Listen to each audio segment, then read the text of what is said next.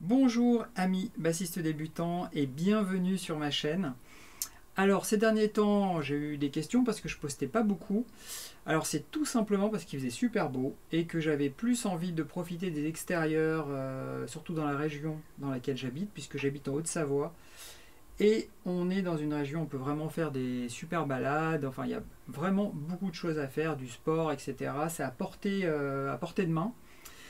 Donc voilà, j'ai beaucoup profité de ce moment-là. Et c'est vrai que quand il fait moins beau, les week-ends où il fait moins beau, tout ça, ben, j'en profite pour faire des tutos ou des covers.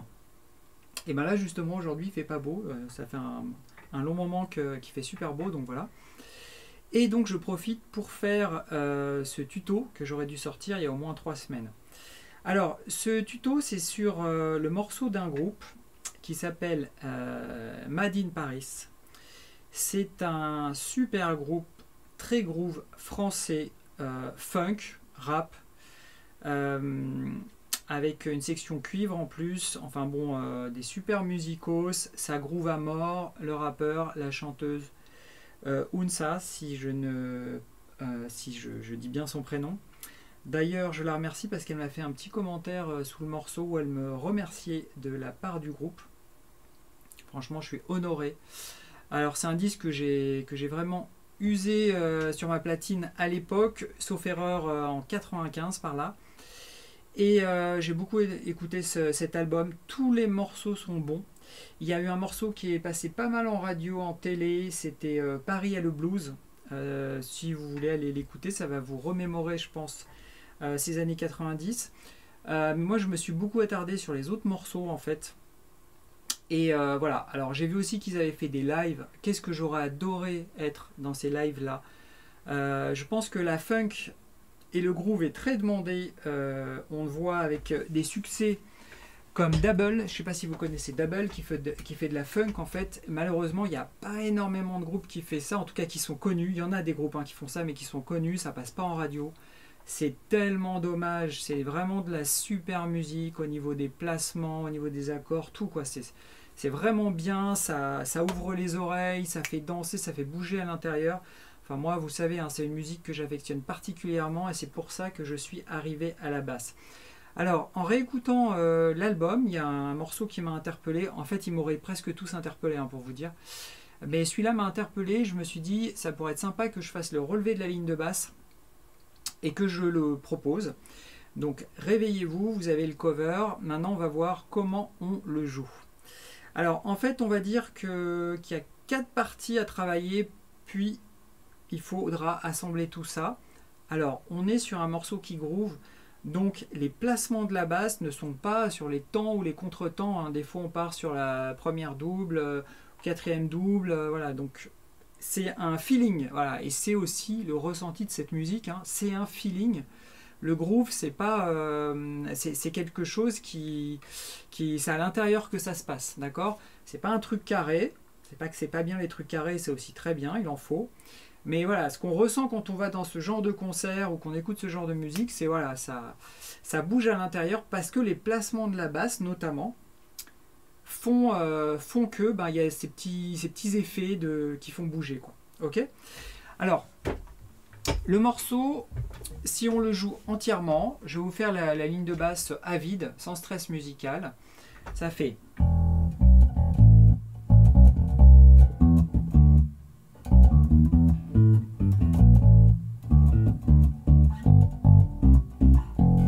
Et ça repart. Ok. Alors, quand tout le morceau est sur cette ligne de basse en fait, hein, ça groove tout le long comme ça.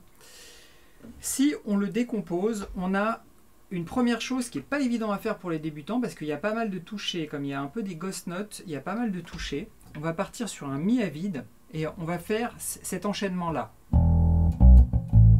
D'accord. Donc on a une première note longue, une deuxième note, une ghost note et une troisième note. Ok. Si on considère que la ghost note est une note, ça va faire 4 notes. Ça fait. D'accord. Donc le mi, le si, ghost note et le la. D'accord. Pam pam pam pam pam. Alors pourquoi c'est délicat? Parce que c'est la ghost note. Comme les débutants ont tendance à beaucoup lever les doigts en passant d'une note à l'autre parce que leur main n'est pas super équilibrée et ils n'ont pas encore dû toucher, c'est normal et c'est long, ils vont avoir du mal à faire la ghost note parce qu'il faut vraiment rester les doigts collés. Ça fait... Voilà, là je relève. En fait, on a cette note-là, le si, le la, et au milieu, on a les doigts qui sont posés, qui font une ghost note. On verra les placements après. D'accord? Quand je fais le mi à vide, je pose ma main sur les 3 cordes en dessous pour bloquer le son. Et ensuite, je pose la main pour bloquer complètement le son. Ok? Ensuite, la deuxième partie, je rappelle que tout ça, vous avez la tablature et le rythme et les ressources drum beat qu'on va utiliser sur mon site de formation dans la partie gratuite. Alors, je ne vais pas insister sur tous les blocages, comment on les fait, etc. Je l'ai fait dans pas mal de vidéos au début de ma chaîne, vous pouvez revenir dessus. Et sinon, je propose une formation pour les débutants complets où il y a toutes ces notions en détail avec des exercices pour savoir comment faire tous les blocages, etc. pour avoir une bonne base sur sa basse. Ok? Alors, une fois qu'on a fait cette première partie, il y a une deuxième partie qui fait. D'accord? Donc je recommence, ça fait. Donc on a le La, Si, Do, Mi, Ré. Donc je refais les notes doucement. D'accord? Et si on commence à jouer, ça va faire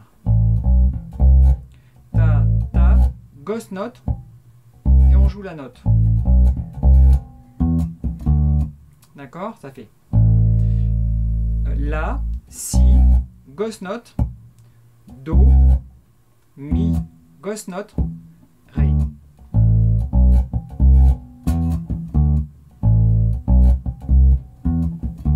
Et donc la cadence, c'est à peu près celle-ci. Je recommence. Ok, donc si on enchaîne les deux premières parties, ça fait.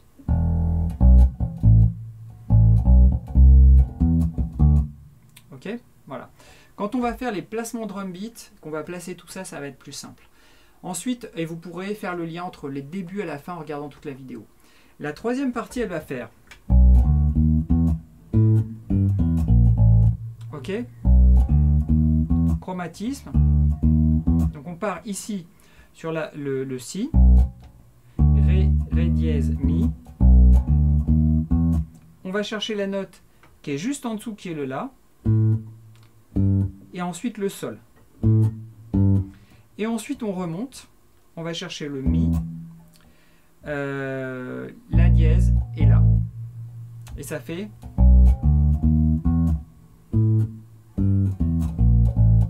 Ok, je redécompose.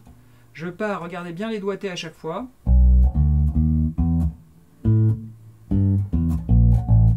Ok, je recommence.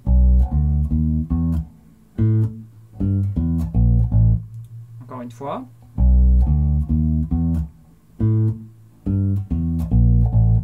Ok, donc si j'enchaîne les 3 premières parties, ça fait.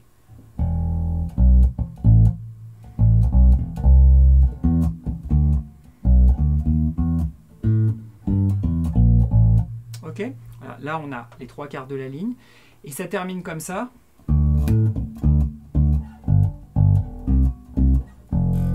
Voilà, et là on a toute la ligne, d'accord? Donc ça fait, on va partir ici sur le Ré,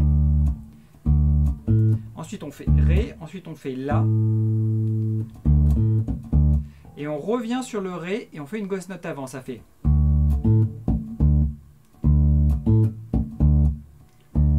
J'essaye d'écarter le doigt, mais en fait, je dois les coller. C'est ça le problème, c'est que je dois les coller pour faire ma ghost note. Donc là, on entend toutes les notes. Et si on le fait sans les coller, ça fait... Pardon.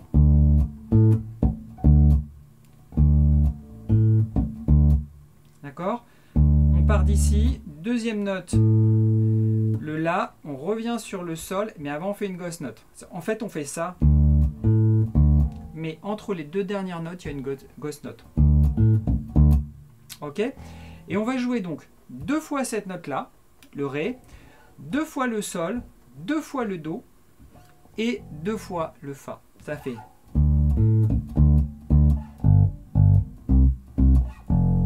D'accord? Alors, regardez aussi mes doigts, parce que je le fais assez lentement.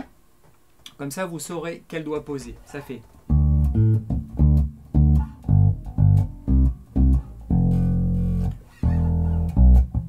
D'accord? Et on repart.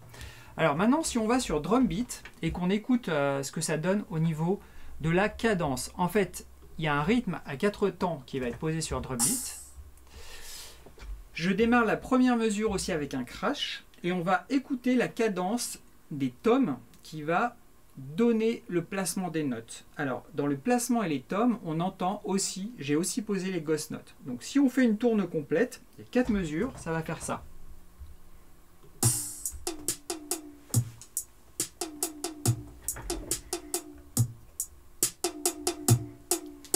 Alors, on attend une tourne encore.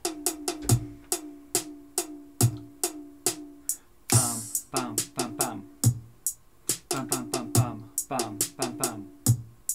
Pam pam pam pam pam pam pam pam pam pam pam pam pam pam pam pam pam pam pam.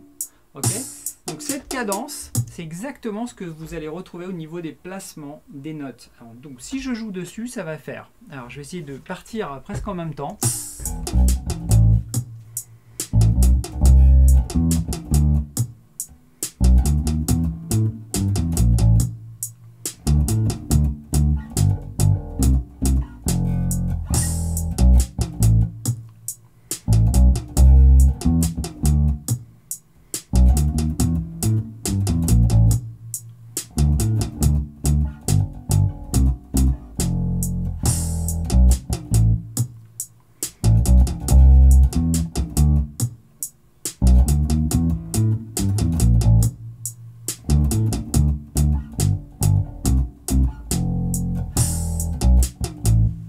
Ok.